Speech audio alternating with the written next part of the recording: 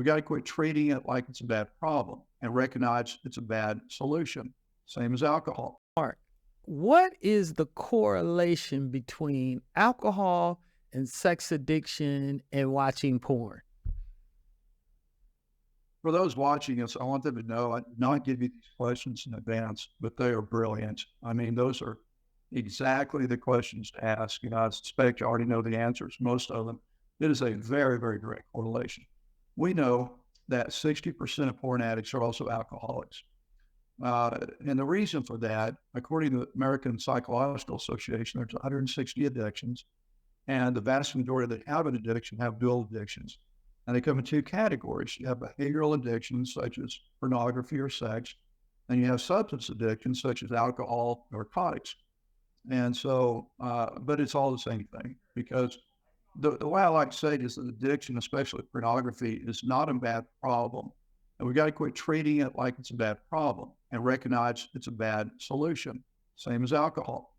We don't do it because we enjoy it. We do it because it hurts less than something else. And so I've actually created what I call an addiction pyramid. 4 layers to it. The top, the point of it, the top part of the pyramid is the acting out behavior, drinking, pornography, whatever that is. Beneath that, there are 5 triggers. When I'm bored, when I'm lonely, I'm angry, I'm stressed, or I'm tired, that feeds the behavior. Beneath that is whatever feeds the trigger. For example, if I'm angry, that's probably because of resentment or pain.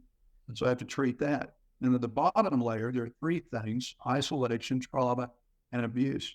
So because of that trauma and the abuse and the isolation beneath the surface, that works its way up to the top, whether it's their pornography, gambling, food addiction, any number of things, including alcohol. And so there's a very strong correlation.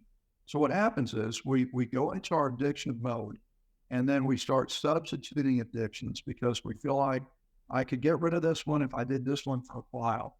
And so we end up taking on multiple addictions. It does like 60% of sex addicts are also alcoholics.